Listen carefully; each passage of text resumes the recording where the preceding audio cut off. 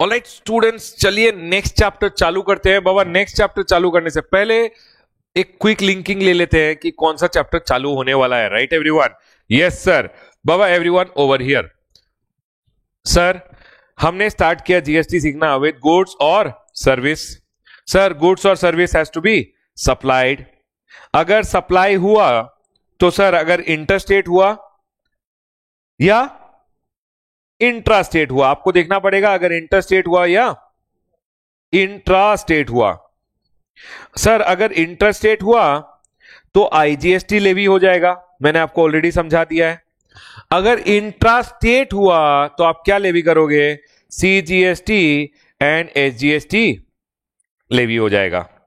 Sir SGST का levy हम नहीं पढ़ेंगे। क्यों नहीं पढ़ेंगे सर? क्योंकि एसजीएसटी एग्जाम के लिए एप्लीकेबल नहीं है। जब भी जीएसटी लेवी हो जाएगा, बाबा देखिए गुड्स एंड सर्विसेज बोलिए तो सेक्शन नंबर बोलिए फटाफट। 252 सर्विसेज सेक्शन नंबर 2102।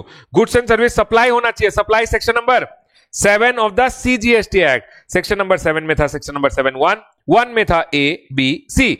ए बोला ऑल फॉर्म्स, बी बोला सर ए बोला all forms consideration in the course of business, B बोला इंपोर्टेशन ऑफ सर्विस, सी बोला four activities which are told in schedule 1 without consideration or are also supply। 1A आया जो बोला supply of goods versus supply of service। 1-2 आया, 2 में A आया जो bench flag बोला, B बोला गवर्नमेंट की activities which are notified activities will be neither supply of goods nor supply of service। ये रिवीजन होता है बाबा। नेक्स्ट सर सप्लाई 8 बोला, 8 में कंपोजिट सप्लाई और मिक्स सप्लाई बोला। कंपोजिट सप्लाई प्रिंसिपल सप्लाई का रेट आएगा, mix supply sir highest rate आएगा सर। अब जैसे ही मैंने बोला सप्लाई हो गया है तो आपने पूछा सर नेचर बताइए, नेचर इंट्रा है या इंटर है? सर इंटर है तो सेक्शन नंबर 7 में आ जाएगा of the IGST act. Sir intra है तो सेक्शन नंबर 8 में आ जाएगा of the IGST act. Section number 9 जब मैं बोलूंगा टेरिटोरियल वाटर, सप्लायर अगर टेरिटोरियल वाटर में है तो सप्लायर का location nearest coastal state. Place of supply अगर टेरिटोरियल वाटर में है, place of supply nearest coastal state. चलें आगे सर।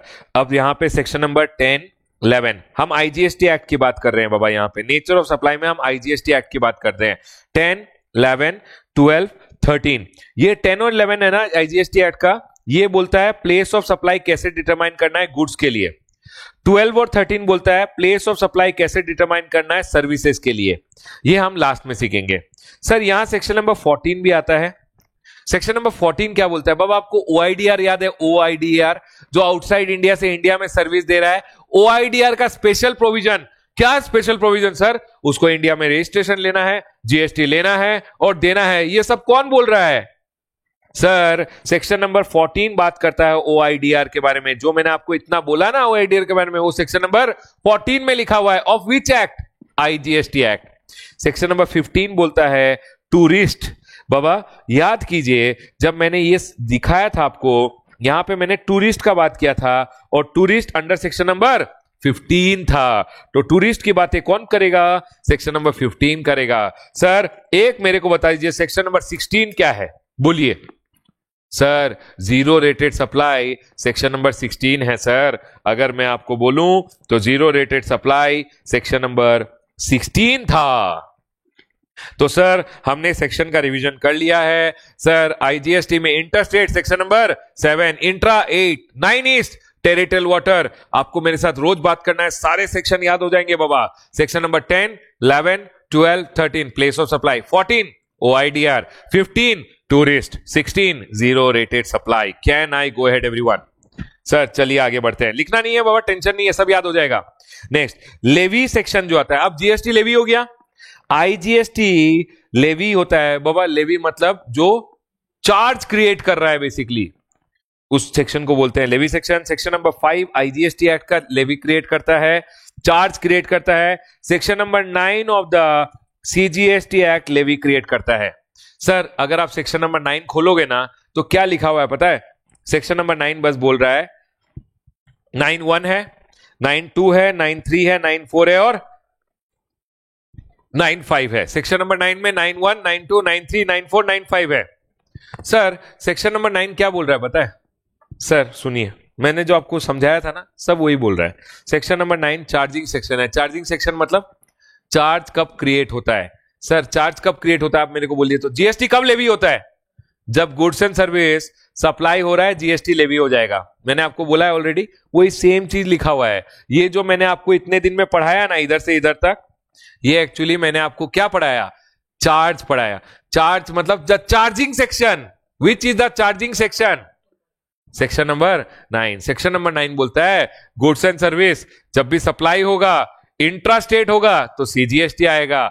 गुड्स एंड सर्विस जब भी सप्लाई होगा, इंटरस्टेट होगा तो आईजीएसटी आएगा। किसने बोला ये सेक्शन नंबर 9 और सेक्शन नंबर 5 ने बोला है, जो आपको ऑलरेडी आता है। अब आर वी क्लियर? अब ये जो लेवी सेक्शन है, ये लेवी क्रिएट करते हैं, ये तो ऑलरेडी आपको आता है, करेक्ट। यहां देखिए sir, whenever goods and services are supplied, intrastate क्या लगाएगा? सीजीएसटी लगाएगा। Are we clear? सर किस वैल्यू पे लगाएगा? तो वो बोल रहे हैं except alcoholic liquor for human consumption on the value which is determined under section number 15। सुनिए, अब मैंने आपको बोला sir it has to be collected and paid by a taxable person. किस पे कलेक्ट करेगा? GST is equal to value of supply. Sir ये value कहां लिखा हुआ है? देखिए देखिए लिखा हुआ है इसमें ही कि वैल्यू सेक्शन नंबर 15 बताएगा। सर फिर मैं रेट लगाऊंगा, रेट कौन बताएगा? उन्होंने यही बोला है सर मैक्सिमम रेट 20% होगा। सीजीएसटी कितना हो सकता है मैक्सिमम? 20। एसजीएसटी कितना हो सकता है मैक्सिमम? 20। आईजीएसटी कितना होगा? 40।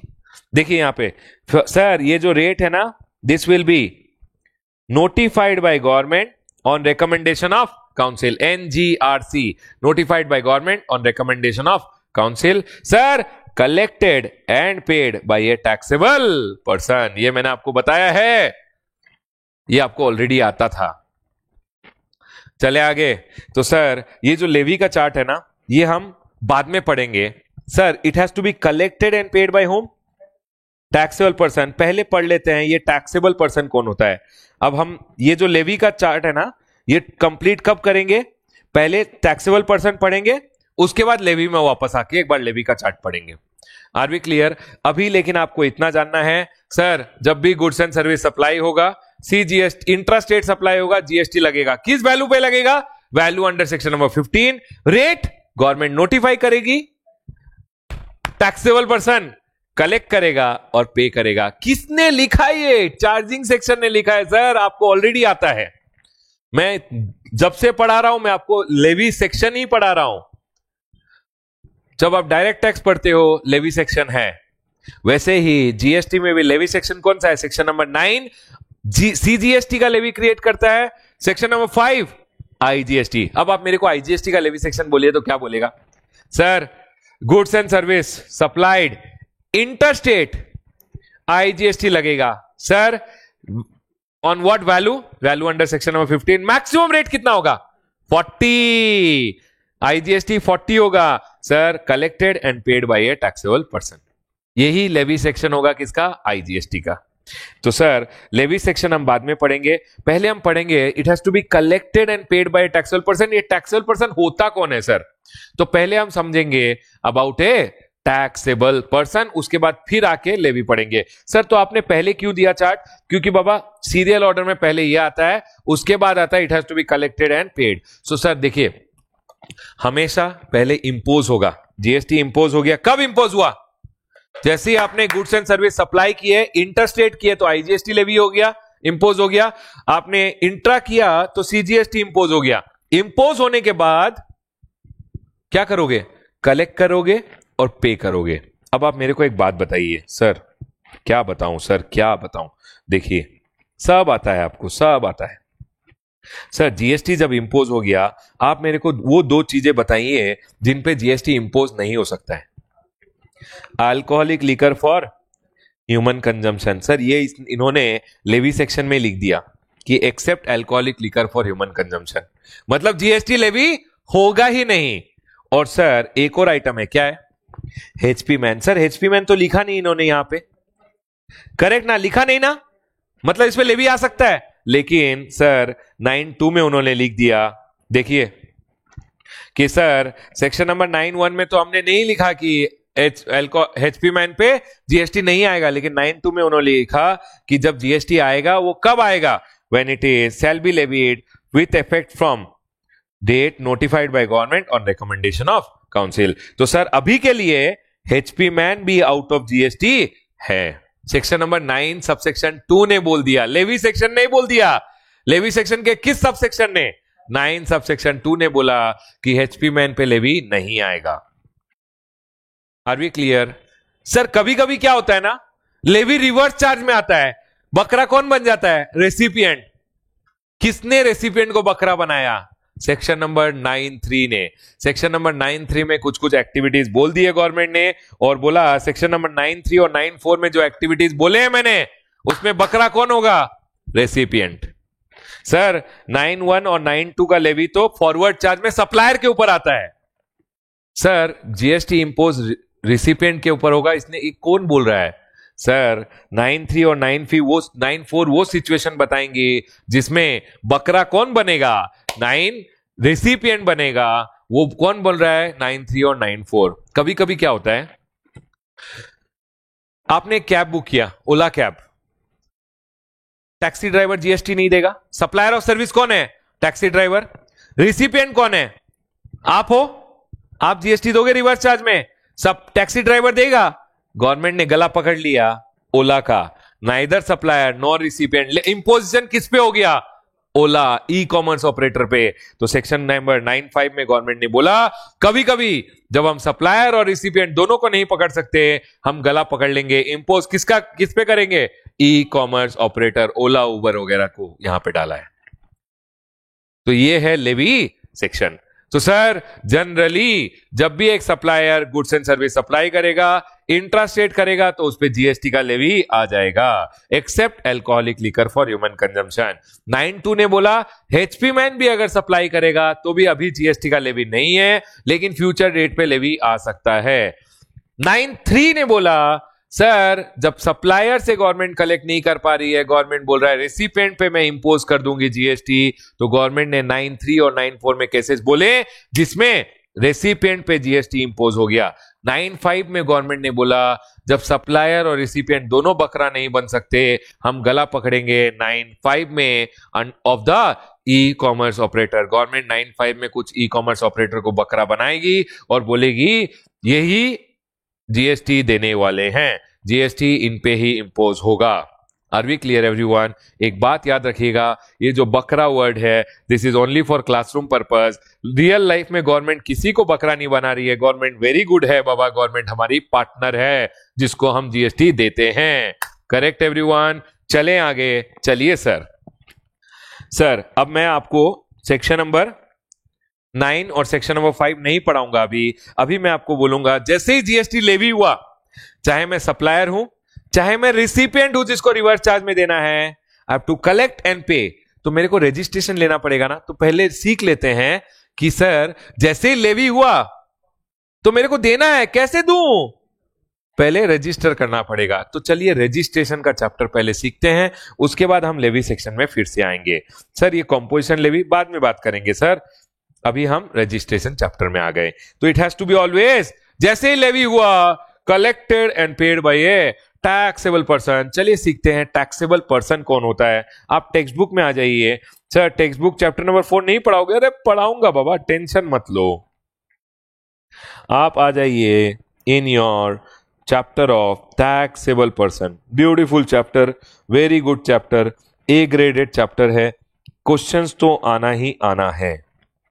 अब आइए, चलिए सर ये रजिस्ट्रेशन क्या होता है? रजिस्ट्रेशन मतलब gst.gov.in में जाइए, डॉक्यूमेंट्स डालिए और रजिस्टर हो जाइए। सर रजिस्टर कोई भी हो सकता है? हाँ बाबा, अगर आप चाहो तो आप वॉलेंट्री भी ले सकते हो, आप लायबल हो तब भी ले सकते हो। वॉलेंट्रीली तो कोई भी बकरा बन सकता है, लेकिन आप कब लायबल होते हो वो सीखना बहुत जरूरी है, क्योंकि जब लायबल हो गए रजिस्ट्रेशन लेना पड़ेगा, कलेक्ट करके देना पड़ेगा। तो चलिए रजिस्ट्रेशन के बारे में सीखते हैं। आप मेरे को बताइए, अगर मैं बोलूं मैं रजिस्टर्ड पर्सन हूं, कौन होता है एक रजिस्टर्ड पर्सन? जो जीएसटी में रजिस्ट्रेशन लेता है। तो इन्होंने बोला registered person means a person who is registered under section number 25, कुछ देर बाद आप सेक्शन नंबर 25 पढ़ोगे। ये एक लाइन है, ये मैं काट रहा हूं, आप मत काटिएगा, मैं काट रहा हूं, आप मत काटिएगा, आप बाद में समझोगे इसका मतलब। चलिए, तो रजिस्टर्ड पर्सन कौन होता है? जो रजिस्टर्ड होता है। सर मैं रजिस्ट्रेशन ले लिया है जीएसटी में, तो मैं रजिस्टर्ड पर्सन हूं, ठीक है। चलिए, अब ये टैक्सेबल पर्सन कौन होता है? सर टैक्सेबल पर्सन वो होता है हु इज रजिस्टर्ड। अब आपने अगर रजिस्ट्रेशन ले लिया ना, it has to be collected and paid by whom? By a taxable person. अगर सर टैक्सेबल पर्सन रजिस्ट्रेशन ले लेता है तो वो कलेक्ट करके दे सकता है। अगर टैक्सेबल पर्सन जो लायबल है अंडर सेक्शन नंबर 22 और 24 अगर रजिस्ट्रेशन नहीं लेता है ना, तो भी उसको देना तो है ही। अगर रजिस्ट्रेशन ले लिया तो जीएसटीएन नंबर नहीं है, आप कलेक्ट नहीं कर पाओगे, लेकिन आपको अपनी पॉकेट से तो देना ही पड़ेगा। तो what is the difference between A registered person and A taxable person? अगर आप में पूछूं, टैक्सेबल पर्सन मतलब वो होता है जो रजिस्टर्ड है। ही कैन, सर ऑलवेज याद रखिएगा, टैक्सेबल पर्सन मतलब या तो जो रजिस्टर्ड है या जो लायबल टू रजिस्टर्ड है। अगर वो रजिस्टर्ड है तो वो कलेक्ट करके देगा, अगर वो रजिस्टर्ड नहीं है तो भी उसको देना तो है ही, but he can't collect because he is not registered. Taxable person कौन होता है? जो रजिस्टर्ड होता है या जो लायबल टू रजिस्टर होता है अंडर सेक्शन नंबर 22 और 24। अंडर सेक्शन नंबर 22 और 24 अगर आप लायबल टू रजिस्टर हो, अगर आप लायबल टू रजिस्टर हो तो आप क्या हो गए? Taxable person. आ जाइए अपने चार्ट में, हम पढ़ेंगे कौन कौन लायबल होते हैं। सेक्शन नंबर 22 बोलता है कौन कौन लायबल होता है, कब कब लायबल होता है, who and when. Are we clear? Section number 22 आपको बोलेगा कि कौन लायबल होगा और कब लायबल होगा। सेक्शन नंबर 24 बोलेगा कब आप कंपलसरी रजिस्ट्रेशन आपको लेना पड़ेगा, कंपलसरी रजिस्ट्रेशन आपको लेना पड़ेगा, मतलब आप लायबल हो गए। तो या तो आप लायबल हो गए सेक्शन नंबर 22 में या आप लायबल हो गए सेक्शन नंबर 24 में। सेक्शन नंबर 23 बोलता है कौन कौन लायबल नहीं है। एग्रीकल्चरिस्ट हूं मैं सर, आप लायबल नहीं हो तो आपको रजिस्ट्रेशन नहीं लेना पड़ेगा। तो सेक्शन नंबर 22, 23 और 24 की बात करेंगे। 22 बोलेगा पर्सन हुआ लायबल, 23 बोलेगा पर्सन जो लायबल नहीं है, सेक्शन नंबर 24 बोलेगा जिसको कंपलसरी 1 रुपए का भी सेल किया लेना पड़ेगा। चलिए पहले हम समझते हैं कि सर कौन कौन लायबल होने वाला है। चलिए यहां पे सर सेक्शन नंबर 22 में 4 सबसेक्शन है। सुनिए मेरा बात सुनिए। हमने सीखा एक टैक्सेबल पर्सन वो होता है जो आइदर रजिस्टर्ड है। सर अगर मैं रजिस्टर्ड हूं तो मैं रजिस्टर्ड पर्सन भी हूं, तो मैं क्या करूंगा? कलेक्ट करूंगा, मेरे पास जीएसटीएन नंबर रहेगा। आप रजिस्ट्रेशन लेते हो आपको जीएसटीएन नंबर मिलता है, आप कलेक्ट कीजिए गवर्नमेंट को दीजिए। अगर आपने रजिस्ट्रेशन नहीं लिया, सर आप लायबल थे अंडर 22 और 24 तो भी आप टैक्सेबल पर्सन हो। रजिस्ट्रेशन ले लिया तो कलेक्ट करके दोगे, रजिस्ट्रेशन नहीं लिया तो अपने पॉकेट से दोगे। चलिए अब सर कौन कौन लायबल होता है अंडर सेक्शन नंबर 22 और 24 ये हम सीखने वाले हैं। चलिए पहला बोलता है सर सेक्शन नंबर 22 अगर बात करो, लायबल आप हो रहे हो सेक्शन नंबर 22 में और 24 में। 22 में 4 केस है, 1 2 3 4। चलिए हम पहला केस से चालू करते हैं। 1 2 3 4 4 केसेस की बात करेगा। कौन बात करेगा? Section number 22। सर पहला केस, सर कौन लायबल है? सप्लायर लायबल है। Who is liable? Supplier is liable. Sir कौन लायबल है? सप्लायर लायबल है। मेरे को किसी ने गुड सप्लाई की है, मैं लूंगा रजिस्ट्रेशन या वो लेगा रजिस्ट्रेशन? वो लेगा रजिस्ट्रेशन। देख क्लियरली लिखा हुआ है सप्लायर लायबल है। कहां लायबल हूं सर?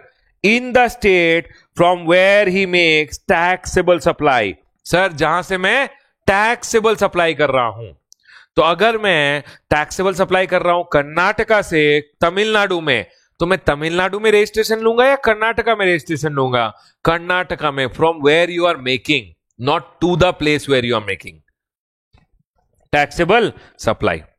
सर अब आप मेरे को एक बात बता दीजिए, सप्लाईज कितने टाइप के होते हैं ये मैं आपसे पूछ लेता हूं, बताइए। सर सप्लाईज का नेचर तो हमने समझ लिया, इंट्रा या इंटर होता है। सर टाइप्स बताइए, टाइप्स। सप्लाईज के दो टाइप होते हैं, एक होता है टैक्सेबल सप्लाईज, करेक्ट, एक होता है non taxable supplies, correct. Sir non taxable supplies क्या होते हैं? Alcoholic liquor for human consumption and HP man. Sir alcoholic liquor पे कभी जीएसटी का लेवी आ ही नहीं सकता, क्योंकि उन्होंने लेवी सेक्शन में ही लिख दिया है कि सर इस पे कभी जीएसटी नहीं आ सकता है।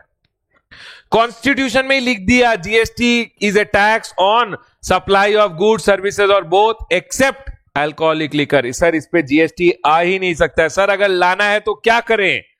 जाइए कॉन्स्टिट्यूशन को पहले अमेंड कीजिए, उसके बाद आ सकता है। आपको सब आंसर आना चाहिए। अगर मैं आपको पूछूं कि सर अल्कोहल पे जीएसटी कैसे आ सकता है, आ सकता है अगर आप कॉन्स्टिट्यूशन अमेंड करो। सेकेंड, एचपी मैन भी अभी नॉन टैक्सेबल है। सर मेरे को जीएसटी लाना है एचपी मैन पे। सर अगर काउंसिल रेकमेंड करेगी, गवर्नमेंट नोटिफिकेशन इशू करेगा तो आ जाएगा। सर एचपी मैन पे whenever it is notified by government on recommendation of council GST आ सकता है। लेकिन अभी के लिए अल्कोहलिक लिकर और एचपी मैन क्या है? Sir it is non taxable supply.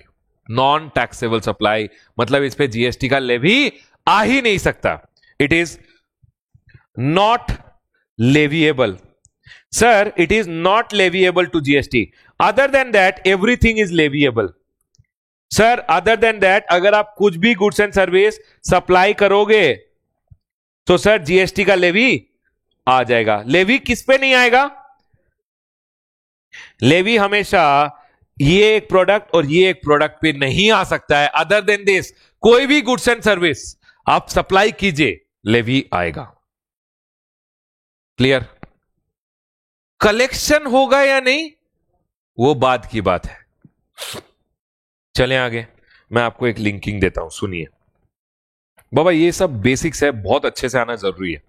अगर गुड्स एंड सर्विस है, मैंने उसको सप्लाई किया है, तो सर जीएसटी का लेवी आएगा। अब सप्लाई का दो टाइप होता है, इंट्रा होता है, इंटर होता है। इंट्रा होगा तो भी जीएसटी का लेवी आएगा, इंटर होगा तो भी जीएसटी का लेवी आएगा। ठीक है, तो जीएसटी का लेवी आएगा। सर लेकिन कुछ कुछ चीजें जिन पे लेवी नहीं आएगा, alcoholic liquor for human consumption and HP man, इन पे जीएसटी का लेवी नहीं आ सकता है। तो सर इस डोर से इसको बाहर फेंक दिया गया है, निकल जा बाहर, लेवी ही नहीं आएगा। बाकी हर चीजों पे जीएसटी का लेवी आएगा। अब गवर्नमेंट के ऊपर है कि गवर्नमेंट उनको एग्जेम्प्ट कर दे नोटिफिकेशन से, गवर्नमेंट उन पे टैक्स कलेक्ट कर ले, और गवर्नमेंट बोले कि टैक्स हम 0% कलेक्ट करेंगे, मतलब नील रेटेड है वो। तीन चीज और आ जाएंगे। सर जैसे ही जीएसटी का लेवी आया तो आप बोलोगे it has to be collected and paid by whom? Taxable person. अगर ठीक है ना, तो सर ऑल टैक्सेबल सप्लाईज, जितने भी टैक्सेबल सप्लाईज है उन पे मेरे को जीएसटी कलेक्ट करके गवर्नमेंट को देना है। लेकिन कभी कभी क्या होता है, गवर्नमेंट बोलती है रमेश आप जब कलेक्ट कर रहे हो ना तो 0% कलेक्ट करो। 0% मतलब जो सप्लाई मैं कर रहा हूं वो नील रेटेड है। प्लास्टिक बैंगल्स, गवर्नमेंट ने बोला है उस पर रेट कितना है? 0%। 0% मतलब it is a rate of tax. आज गवर्नमेंट ने 0% रखा है, कल गवर्नमेंट एक नोटिफिकेशन इशू करेगी, बोलेगी आज से 5% हो गया। समझ में आया? तो इसको हम बोलते हैं नील रेटेड सप्लाई। एक बात बताइए, all nil rated supply are taxable supplies, yes और नो? तो अगर मैं आपको बोलूं टैक्सेबल सप्लाईज को डिवाइड करने, तो सर अगर नील रेटेड है मतलब आज गवर्नमेंट ने उस पर रेट कितना रखा है? 0%, तो भी वो टैक्सेबल तो है ही सर। गवर्नमेंट उस पर levy, sir it is leviable. अगर गवर्नमेंट चाहे तो कल लेवी ला सकती है। कैसे? 0 को 5 बना देगी, 0 को 12 बना देगी, गवर्नमेंट नोटिफिकेशन इशू करेगी, गया। करेक्ट। सेकेंड, अगर गवर्नमेंट ने बोला, सर गवर्नमेंट ने एक एग्जम्पशन इशू कर दिया, एग्जम्पशन नोटिफिकेशन, गवर्नमेंट ने बोला रमेश आप अगर रेंटिंग की सर्विस दे रहे हो तो जीएसटी आएगा, you have to collect and pay 18%। How much? मैं अगर घर रेंट पे दे रहा हूं, घर नहीं कमर्शियल अपार्ट कुछ भी रेंट पे दे रहा हूं, तो मेरे को 18% लेके देना है। लेकिन गवर्नमेंट ने फिर एक एग्जम्पशन नोटिफिकेशन इशू किया कि सर 18% रेंटिंग पे है, लेकिन कमर्शियल प्रॉपर्टी पे आप कलेक्ट कीजिए और आप 18% दीजिए। रेसिडेंशियल के लिए गवर्नमेंट ने बोला है एग्जम्प्टेड। कैसे एग्जाम किया? गवर्नमेंट ने एक एग्जाम्पशन नोटिफिकेशन इशू किया है जिसमें गवर्नमेंट ने बहुत सारी सर्विसेज को एग्जाम कर दिया है। Are we clear? तो सर 18% जीएसटी में कलेक्ट करूंगा क्या? मेरे रेंटिंग पे 18% है सर, लेकिन मैं कलेक्ट क्यों नहीं कर रहा? क्यों नहीं कर रहा? क्योंकि एग्जाम्पशन नोटिफिकेशन है। सर कल अगर government renting of residential house पे जीएसटी कलेक्ट करना चाहे तो गवर्नमेंट क्या करेगी? बोलेगी सर ये नोटिफिकेशन को फाड़ के फेंक दो, सस्पेंडेड। दो चीज बोली मैंने आपको, this is known as wholly exempted. Sir what do you mean by wholly exempted? Wholly exempted by notification. Sir it means अगर आप बोलोगे तो टैक्सेबल सप्लाईज का मतलब एक तो होता है नील रेटेड, एक होता है होली एग्जम्प्टेड। अगर कोई आइटम होली एग्जम्प्टेड है, कैसे सर? बाय नोटिफिकेशन, तो वो भी टैक्सेबल तो है ही सर। कल को जीएसटी चाहे तो गवर्नमेंट लेवी कर सकती है। कैसे करेगी सर? नोटिफिकेशन को विड्रॉ कर देगी, बोलेगी आज से नोटिफिकेशन को फाड़ के फेंको। तो sir this is known as wholly exempted. Are we clear? चलें आगे। इसको छोड़ के और क्या होगा जिसपे जीएसटी का रेट है? तो सर एक तो हो गया नील रेटेड, एक हो गया होली एग्जम्प्टेड। सर अब अगर आप बोलोगे तो आप कलेक्शन एंड पेमेंट किस पे? जिस पे एक्चुअली टैक्सेबल। बाबा टैक्सेबल मतलब क्या होता है? टैक्सेबल मतलब नील रेटेड भी होता है, टैक्सेबल मतलब होली एग्जम्प्टेड भी होता है, टैक्सेबल मतलब जिसपे टैक्स रेट है। तो मैं उसको नाम क्या दूं? क्या नाम दूं? बोलिए। सर इसको मैं एक नाम दे देता हूं आपके समझने के लिए, other supplies which are not exempted. अगर मैं बोलूं any other supply which are taxable supply and not exempted, मतलब नॉट एग्जेम्प्टेड और नील रेटेड, मतलब सर मतलब जिस पे जीएसटी रेट 18 है, 5% है, 12% है, उसको भी हम क्या बोलेंगे? टैक्सेबल ही बोलेंगे सर। तो सर जब आपको टैक्सेबल सप्लाई बोला जाए ना, तो आप ये मत सोचना कि टैक्सेबल सप्लाई वो होता है जिसपे टैक्स रेट है। टैक्सेबल सप्लाई वो भी होता है जिसपे रेट 0 है या जिसको एग्जेम्प्ट कर दिया गया है। तो टैक्सेबल सप्लाई 3 टाइप के हो गए बाबा, nil rated, wholly exempted and other than nil rated and wholly exempted, जिसपे एक्चुअली टैक्स रेट है। सर अगर आप मेरे को बोलोगे नॉन टैक्सेबल सप्लाई तो क्या है? Which is non leviable. Taxable supply क्या होता है? Which is leviable. ठीक है, आपको इतना समझ में आया? अगर मैं एग्जाम में आपको पूछ लू what do you mean by taxable supply, तो आप क्या बोलोगे? Which is leviable to GST. अगर मैं बोलूंगा non taxable, which is not leviable to GST. Taxable supplies में अगर आपको बोलूं तो taxable supplies basically includes nil rated, wholly exempted, and it also include those supplies on which tax rate is there. Sir अगर मैं आपको बोलूं non taxable supply तो क्या होगा? HP man and alcoholic liquor. अब मैं आपको एक बात बोलूंगा, डाइजेस्ट करना थोड़ा सा मुश्किल है लेकिन फिर भी कर लेना। इतना लिख लिया? चल अब मेरा बात सुन। अब मेरे को एक बात बताओ, अगर गवर्नमेंट चाहे तो नील रेटेड को कल टैक्स रेट कैसे लाएगी गवर्नमेंट? Bye notification. सर अगर होली एग्जाम पे टैक्स रेट लाना चाहती है तो क्या करेगी? नोटिफिकेशन को सस्पेंड कर देगी। इस पे लाना चाहती है तो गवर्नमेंट क्या वो करेगी? कॉन्स्टिट्यूशन को अमेंड करना पड़ेगा। सर इस पे लाना चाहती है तो notified by government on recommendation of council. ये समझ में आ गया ना? सर अब आपका बुक में एक एग्जाम सप्लाई का डेफिनेशन भी है। सुनिए सुनिए, मैं आपको सारे डेफिनेशन पढ़ा दिया। एग्जाम सप्लाई का डेफिनेशन भी है। अगर मैं बोलूं एग्जाम सप्लाई क्या होता है, बोलिए सर। एग्जाम सप्लाई तो ये भी है, एग्जाम सप्लाई तो ये भी है, और exempt supply as per the definition ये भी है। तो अगर मैं तीनों को ऐड करूं ना, तो this is meant by exempt supply. आप मेरे को बोलिए, अगर मैं आपको डेफिनेशन पूछता हूं ऑफ एग्जाम सप्लाईज, तो आप क्या बोलोगे? Exempt supplies means what is nil rated, exempt supply means which is wholly exempted, exempt supply means which is non taxable supplies. जिस पे टैक्स रेट है वो कभी एग्जाम नहीं है, वो टैक्सेबल सप्लाई है which is taxed currently. Sir taxable supplies which are taxed currently, इसको मैं नाम दे सकता हूं taxable supplies which are taxed currently. नाम कुछ है ही नहीं इसका, नामकरण आप खुद ही कीजिए, नाम आप खुद ही दीजिए। Can I go head everyone? चलिए बुक में आ जाइए। मैंने आपको बोला टैक्सेबल सप्लाई क्या होता है, विच इज, बोलिए बोलिए, आपको याद है? Taxable supply means which is leviable. Sir taxable supply means which is leviable, which is leviable to tax. Sir non taxable supply which is not leviable, देखिए विच इज नॉट लेविएबल। चलिए sir, exempt supply means nil rated, wholly exempted and non taxable supply. देखिए यहां पे लिखा हुआ nil rated, wholly exempted and non taxable. चले आगे next. Sir zero rated बोलिए, exports and supplies to an SEZ is always zero rated. याद है? अभी पढ़ाया था ना नेचर ऑफ सप्लाई। चलिए अब आ जाइए अपने बुक में, ये याद हो गया, ये ब्यूटीफुली बना लेना, ठीक है? Can we go head everyone? बाबा खींच ले फोटो और बना लेना बाद में। अभी चलते हैं आगे। अब मैं आपको बोल रहा हूं, अब आप मेरे को बोलिए, अब आपको ये मैं याद कराना चाहता हूं क्योंकि बहुत बहुत इंपॉर्टेंट है।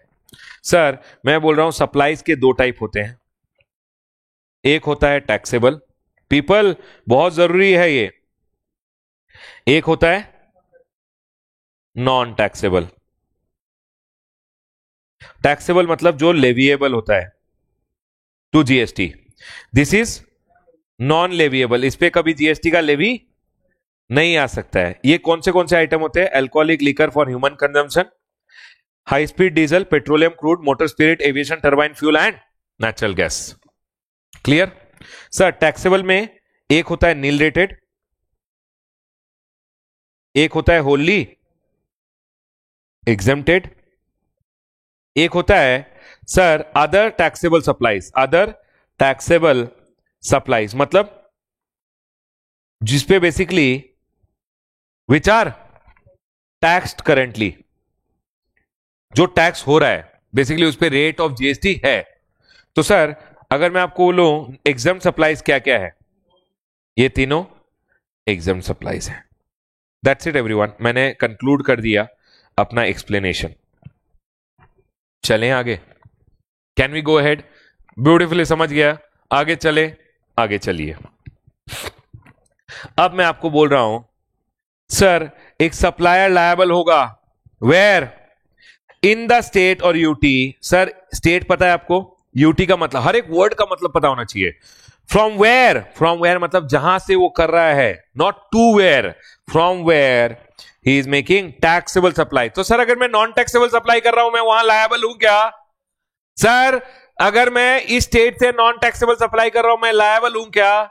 No, why? Because only when you are making taxable supply you are liable under section number 22. Can we go ahead everyone? If you are making only taxable supply, taxable supply क्या होता है? मैंने आपको already बोल दिया, which are leviable to GST. Next, and where your aggregate turnover is greater than 20 lakhs. When your aggregate turnover is greater than 20, अभी 20 सुनिए मेरा बात, आप मत बोलिए कि और है सर, ये है वो बाद में बात करेंगे। When your aggregate turnover is greater than 20 lakh, if you are a supplier, you are liable. चलिए ये मैं आपको पूछ लेता हूं पहले। I am in the state, मेरा turnover, I am in the state of Karnataka, मेरा टर्नओवर 21 lakhs है। मेरे को रजिस्ट्रेशन लेना पड़ेगा क्या? Yes, registration, yes. सर अभी तक मैंने जितना पढ़ा है उसके हिसाब से यस। मैं स्टेट तमिलनाडु में हूं, मेरा 18 लाख का टर्नओवर है, मेरे को रजिस्ट्रेशन लेना पड़ेगा क्या? नो। चले, इतना ही पढ़ा है मैंने। अब आगे बढ़ते हैं। सर एक प्रोवाइजो है, प्रोवाइजो मतलब एक्सेप्शन या फिर एडिशन। बोल रहा है अगर आप टैक्सेबल सप्लाई कर रहे हो फ्रॉम स्पेशल कैटेगरी स्टेट तो आप लायबल होगे अगर आपका एग्रीगेट टर्नओवर कितना होगा? Greater than 10 lakh, greater than 10 lakh. Sir special category state याद है? Humans of Tripura and Jammu and Kashmir, Himachal Pradesh, Uttarakhand, Meghalaya, Mizoram, Manipur, Assam, Arunachal, Nagaland, Tripura, Jammu and Kashmir and Sikkim also. लेकिन पता है यहां पे फॉर योर रजिस्ट्रेशन पर्पस उन्होंने स्पेशल कैटेगरी स्टेट सिर्फ 4 ही बोले हैं। एम स्क्वायर एन टी, देखिए यहां लिखा हुआ है M square N T, Mizoram, Manipur, Nagaland, Tripura. Sir सुनिए, ये बोल रहे हैं अगर आप टैक्सेबल सप्लाई कर रहे हो फ्रॉम स्पेशल कैटेगरी स्टेट, कौन सा? मिजोरम, मणिपुर, नागालैंड, त्रिपुरा, तो आपका टर्नओवर लिमिट कितना हो जाएगा? 10 लाख। चलिए अब इसका क्वेश्चन पूछ लो थोड़ा। स्टेट एग्रीगेट टर्नओवर रजिस्ट्रेशन, आप बोलिए। सर मैं हूं मिजोरम में, एप्लीकेबल एग्रीगेट टर्नओवर भी आपको बताना है। मिजोरम मेरा टर्नओवर है 8 लाख, एप्लीकेबल कितना है मेरे लिए? 10 लाख। रजिस्ट्रेशन लूंगा क्या? नहीं। सर मैं हूं नागालैंड में, मेरा टर्नओवर है 12 लाख, एप्लीकेबल कितना है? 10। Have I cross 10? Exceed, have I cross it? Yes. Registration लूंगा? यस। मैं हूं दिल्ली में, टर्नओवर लिमिट कितना एप्लीकेबल है? 20 लाख। सर मेरा टर्नओवर है, समझ लो, ओके, मेरा टर्नओवर है 25 लाख, एप्लीकेबल कितना है? 20 लाख। रजिस्ट्रेशन लूंगा? यहां। सर मैं हूं यूपी में, एप्लीकेबल 20 लाख, लेकिन मेरा टर्नओवर है 18 लाख, रजिस्ट्रेशन लूंगा? नहीं लूंगा। इतना समझ में आ गया? ठीक है, अब थोड़ा आगे बढ़ते हैं। सर ये जो आपने बोला कि सिर्फ एम स्क्वायर एन टी है स्पेशल कैटेगरी स्टेट, क्यों सर बोला आपने? क्योंकि government on request of A special category state plus recommendation of council, RC मतलब रजिस्ट्रेशन सर्टिफिकेट नहीं, recommendation of council, enhance limit from 10 to 20 lakh. Actually सारे special category state के लिए 10 ही था, ठीक है। फिर आसाम आया, बोला सर हमारे यहां पे 10 लाख बहुत कम लिमिट है, आप 20 लाख कर दीजिए। काउंसिल को रिक्वेस्ट किया, काउंसिल ने बढ़ा के 20 लाख कर दिया। वैसे सिर्फ 4 स्टेट ने अभी तक रिक्वेस्ट नहीं किया है, किसने? M square N T. Otherwise सारे स्पेशल कैटेगरी स्टेट का लिमिट कितना हो गया? 20 लाख हो गया, other than M square N T. और अब एक और पावर है गवर्नमेंट के पास, ये बाद में पढ़ूंगा मैं, ठीक है। अब आप मेरे को एक बात बताइए, you are liable in the state or UT from where he makes taxable supply if your aggregate turnover। Sir ये aggregate turnover क्या होता है? aggregate turnover क्या होता है सर? देखिए यहां लिखा है मैंने, very very important. aggregate turnover means, sir 2 word है, देखिए यहां पे 2 वर्ड यूज होते हैं। aggregate कीजिए, किसको एग्रीगेट कीजिए? टर्नओवर को। सर aggregate का मीनिंग एक सीए स्टूडेंट से अच्छा कौन समझ सकता है सर? करेक्ट। जब अग्रीगेट करते करते ही सर बैंड बज जाता है, तो अग्रीगेट मतलब क्या हुआ? सारे जगह का मिलाना। सर अगर मैं टर्नओवर कर्नाटका में भी है, तमिलनाडु में भी है, दिल्ली में भी है, यूपी में भी है, सारों को मिलाना किसको बोलते हैं? अग्रीगेट को बोलते हैं सर। तो सर अग्रीगेट का बात तो आप कीजिए ही मत, हमें सिर्फ बता दीजिए टर्नओवर क्या होता है। सर टर्नओवर का मतलब पहले समझ लेते हैं। टर्नओवर मतलब, अग्रीगेट बाद में समझेंगे, पहले हम क्या समझ रहे हैं? टर्नओवर। टर्नओवर मतलब all your taxable supplies. Sir taxable supplies बहुत मारूंगा अगर याद नहीं रहा तो। टैक्सेबल सप्लाईज का मतलब बताया है मैंने। सर टैक्सेबल सप्लाई मतलब आपका जिस पे रेट है, जो नील रेटेड है, होली एग्जेम्प्ट है, सब इंक्लूडेड होता है सर टैक्सेबल सप्लाई में। नेक्स्ट सर उन्होंने बोला इंटर स्टेट सप्लाई अगर किया आपने, इंटर स्टेट सप्लाई, वो भी टर्नओवर में आएगा। सर क्यों लिखा इसको? ऑलरेडी टैक्सेबल सप्लाईज में आ गया ना इंटरस्टेट। टैक्सेबल सप्लाई मतलब क्या होता है? जिस पे रेट है, जिस पे रेट नहीं है, सर जो नील रेटेड है, जो एग्जम्प्टेड है, सब आ गया उसमें, फिर भी इन्होंने लिखा इंटरस्टेट। ठीक है सर, लिखने दीजिए। अगर मैं एक स्टेट से दूसरे स्टेट में सप्लाई कर रहा हूं तो आएगा। सर अगर मैं एक स्टेट से दूसरे स्टेट में किसी और को कर रहा हूं तो भी आएगा। अगर मेरे ब्रांच को कर रहा हूं, डिस्टिंक्ट पर्सन को, तो भी आएगा। मेन पर्पस यही लिखने का था कि इंटरस्टेट सप्लाई अगर सेम पैन वाले पर्सन को कर रहे हो तो भी आएगा। उसके बाद उन्होंने लिखा एक्सपोर्ट्स भी आएगा। सर क्यों लिखा इसको? ऑलरेडी एक्सपोर्ट क्या है? इंटरस्टेट ही है ना सर। नहीं, एक्सपोर्ट अलग से उन्होंने लिख दिया। Sir export actually taxable supply ही होता है, लेकिन फिर भी उन्होंने लिख दिया कि एक्सपोर्ट भी आएगा। Are we clear? Export generally क्या होता है? Location of supply in India, place of supply is outside India. वो तो इंटरस्टेट हुआ ना, तो सर आप उसको इंटरस्टेट भी बोल सकते हो, लेकिन फिर भी उन्होंने लिख दिया कि सर एक्सपोर्ट को भी ले लीजिएगा। ओके सर, ले लेंगे, हम ऑलरेडी लेने वाले थे, आपने फिर भी बोल दिया स्पेसिफिकली हम ले लेंगे। नेक्स्ट उन्होंने बोला सर एग्जेम्प्ट सप्लाईज को भी ले लीजिएगा। सर ये एग्जेम्प्ट बोले ना आप, सर एग्जेम्प्ट में क्या आता है? नील रेटेड आता है, होली एग्जेम्प्ट आता है, नॉन टैक्सेबल सप्लाईज आता है। अगर 0% है तो वो भी आता है, अगर नोटिफिकेशन से एग्जेम्प्टेड है वो भी आता है। सर नॉन टैक्सेबल सप्लाई मतलब, सर नॉन टैक्सेबल सप्लाई क्या होता है? Sir alcoholic liquor for human consumption और एचपी मैन भी होता है। सर आप एक बात बताइए मेरे को, यहां नॉन टैक्सेबल ही लिख देते ना यार। सर क्योंकि नील रेटेड और नॉन टैक्सेबल तो ऑलरेडी टैक्सेबल में आ गया है, फिर भी उन्होंने लिखा तो हमने बोला ठीक है। ये समझ गए आप? तो सर क्या क्या सप्लाईज मेरे को एग्रीगेट टर्नओवर में इंक्लूड करना है? पहले टर्नओवर समझेंगे। टर्नओवर का मतलब taxable, interstate, exempt, export. TIE square, tie square को हमेशा इंक्लूड कीजिए। Tie square, taxable, interstate, exempt, export, taxable, interstate, exempt, export.